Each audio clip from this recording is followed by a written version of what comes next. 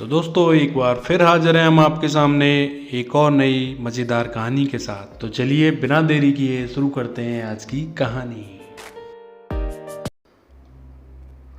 आनंद एक कॉलेज में छात्र था। उसने एक डीलर के शोरूम में एक सुंदर स्पोर्ट्स कार देखी थी और वो लंबे समय से अपने लिए एक ऐसी ही कार चाहता था।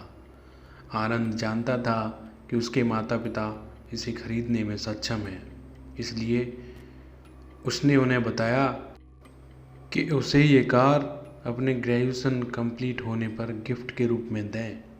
देखते ही देखते वो दिन भी आ गया और पिता ने आनंद को अपने निजी कार्यालय में बुलाया। उन्होंने उससे कहा, मुझे तुम्हारे जैसे अच्छे बेटे होने पर बहुत गर्व है।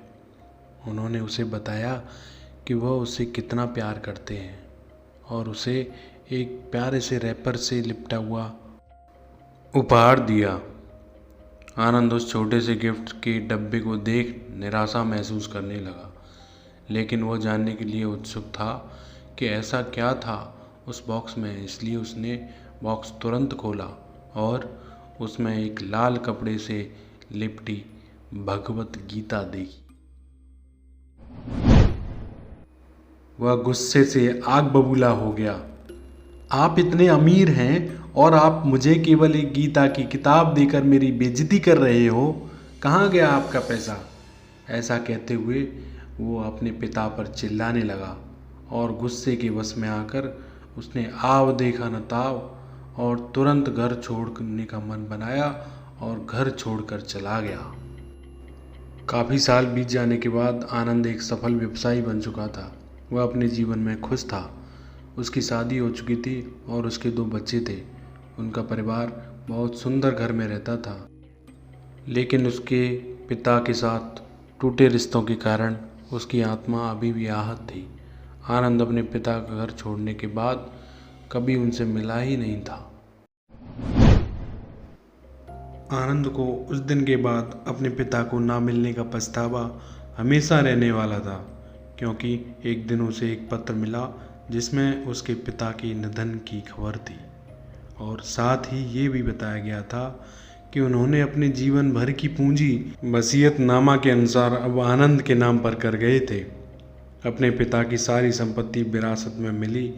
तब आनंद अपने पिता के घर पहुंचा और कुछ महत्वपूर्ण कागज़ की तलाश करने लगा और गलती से उसे वहीं भगवत गीता का उपहार लिपटा हुआ मिला, जिसे देख उसे फिर से उदासी का एहसास हुआ। उस गीता को उसने अच्छे से देखा और उस पर अपने पिता की हैंडराइटिंग में कुछ लिखा पाया। उस पर लिखा था, मैं खुद को बेचकर भी बेटा हर सपना पूरा करूँगा तेरा, बस तू सपने ज़रा बड़े देखना। ये बोल रहा है बाप नहीं, जिंदगी का सबसे पहला दोस्त तेरा।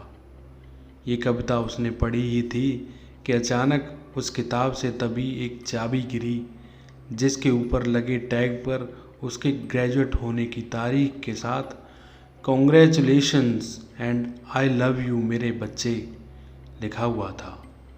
जब आनंद ने यह पढ़ा तो उसकी आंखों में आंसू आ गए और अपने पिता को याद करते हुए वह फूट फूट कर रोने लगा। लेकिन अब क्या होना था, क्योंकि उसके सर से पिता का साया पहले ही उठ चुका था। तो दोस्तों ये एक कहानी थी एक पिता और पुत्र के रिश्ते की। Hope you will like it.